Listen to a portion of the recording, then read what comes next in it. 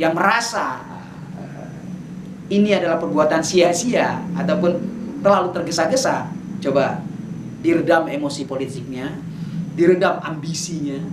La ilaha illallah, la ilaha illallah, la ilaha illallah, Muhammadur Rasulullah. Ya Allah, ya salam, lindungi Republik Indonesia dari bencana alam, dari perang saudara. Bismillahirrahmanirrahim. Assalamualaikum warahmatullahi wabarakatuh.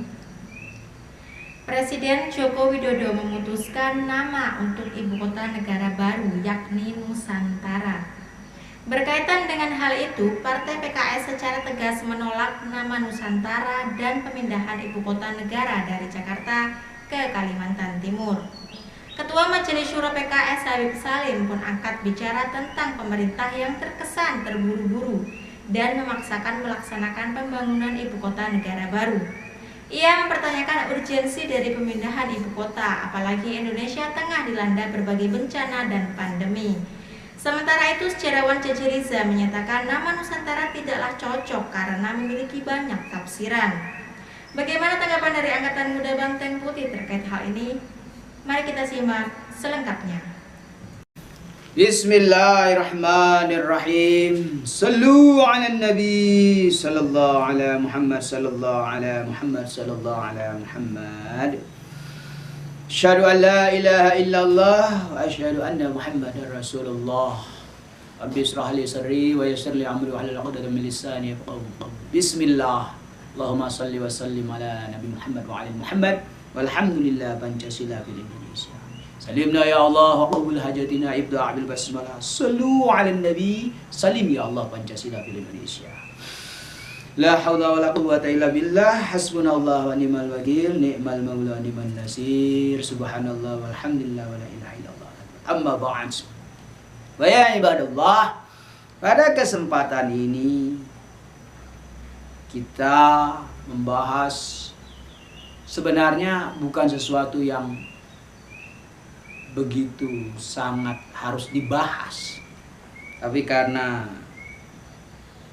kita sebagai rakyat yang terlibat dalam maju mundurnya negara kesatuan Republik Indonesia ini, mau tidak mau, suka tidak suka, setiap event yang terjadi di NKRI ini wajib kita kritisi, kita telaah bersama sesuai dengan konstitusi tentunya.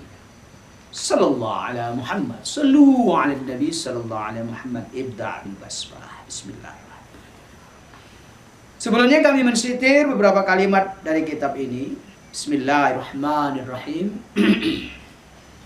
Wa inna fariqam minhum la yaktumuna al-haq wa hum ya'lamun.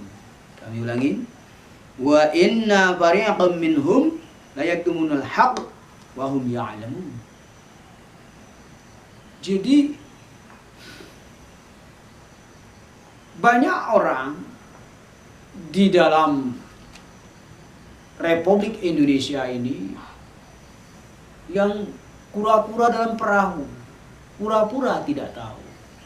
Banyak sekali, dari masyarakat grassroots sampai kalangan elit politik, seperti itu ada.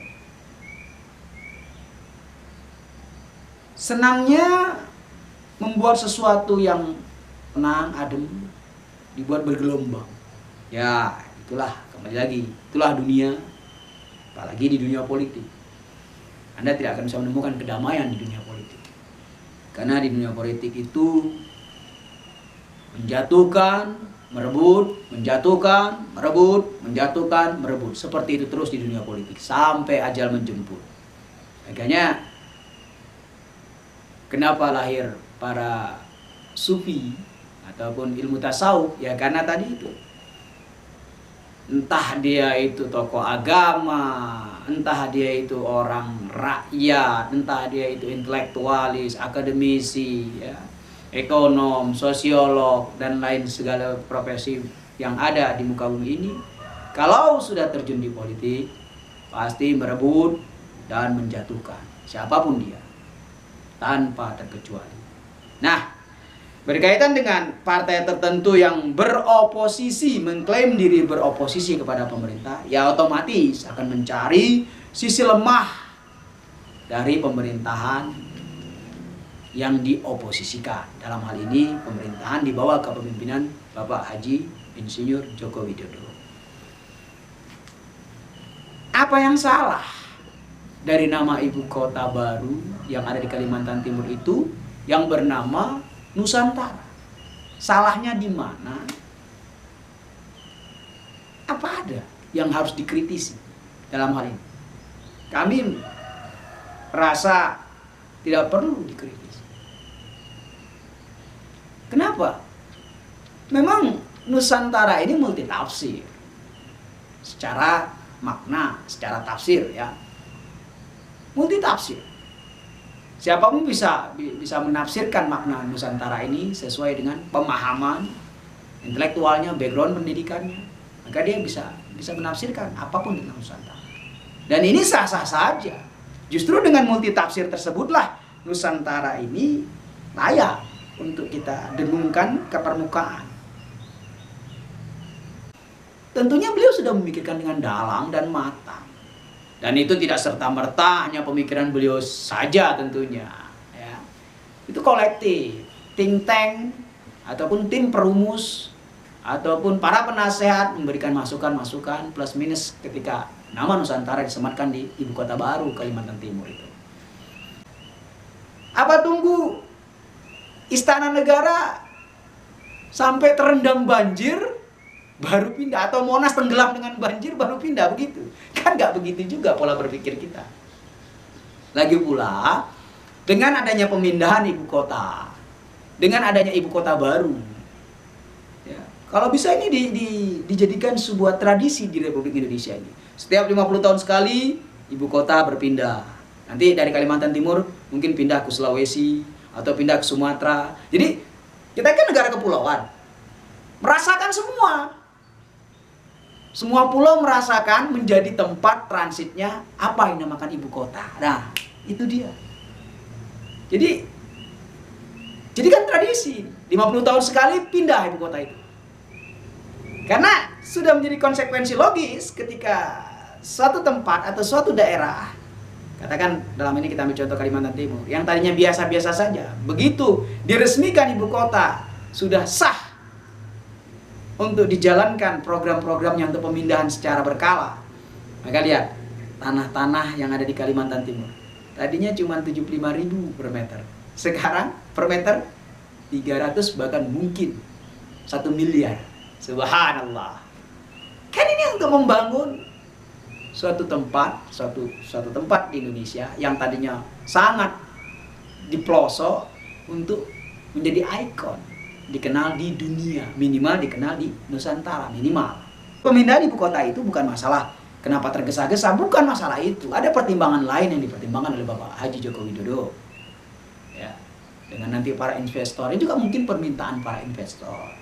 Investor kepingin ibu kota baru cepat segera diresmikan sehingga mereka bisa menanam saham di Kalimantan Timur. Kenapa investor tertarik dengan Kalimantan Timur? Satu, karena tanahnya masih luas. Kedua, tanahnya masih murah otomatis. Walaupun naik berkali lipat, cuman masih terjangkau sama investor. Beda hal nanti kalau Kalimantan Timur sudah harus menjadi ibu kota negara selama 5 tahun, itu tanah sudah gila-gilaan. Sudah miliaran harganya. Sudah mungkin investor mikir-mikir 2 kali yang investor menengah ke bawah. Nah, saat sekarang ini para investor menengah ke atas ataupun menengah ke bawah mampu membeli tanah di sana, membuka pabrik semua. Karena pertimbangan mereka di Jabodetabek sudah nggak ada lagi lahan untuk membangun pabrik dan lain sebagainya. Belum lagi ada masalah limbah, pembuangan limbah, belum lagi nanti masalah banjir. Subhanallah. Sallu ala Nabi ibda bil basmalah. Jadi seperti disetir di kalimat ini, wa inna fariqam minhum la yaktumul haqq wa hum ya'lamun. Janganlah menyembunyikan kebenaran dari ini. Tidak perlu kita sembunyikan sesuatu yang nyata dan benar. Keuntungan dari pindahnya ibu kota dari Jakarta menuju Kalimantan Timur. Jangan kita sembunyikan kebenaran ini. Memang berkah, harus diakui. Dengan berpindahnya ibu kota ke Kalimantan Timur, ini keberkahan untuk rakyat Kalimantan Timur khususnya, umumnya Indonesia.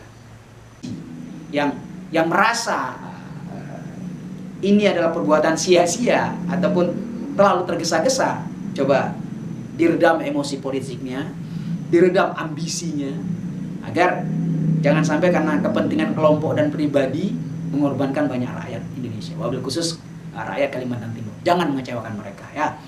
Tolonglah kepada politisi lebih dewasa dalam berpolitik. Hal seperti ini nggak perlu diributkan lah, ya. Bermusyawarah saja untuk mencapai mufakat. Intinya wajib pindah, itu saja. Jangan sudah dibangun, sudah dipromosikan, sudah dipublikasi, tiba-tiba nanti tekanan politik begitu kuat akhirnya tidak jadi pindah. Kasihan rakyat Kalimantan Timur. Ya, jangan buat janji palsu. Wahai politisi, para politisi, bijak dan cerdaslah. Semoga kajian hari ini membuka wacana kita bahwasanya perpindahan ibu kota itu wajib adanya untuk negara kesatuan Republik Indonesia, peremajaan pemikiran, peremajaan dalam ekonomi, peremajaan dalam dunia politik juga, peremajaan dalam sosial dan budaya kita. Sallallahu alaihi Muhammad, alhamdulillahirabbil alamin.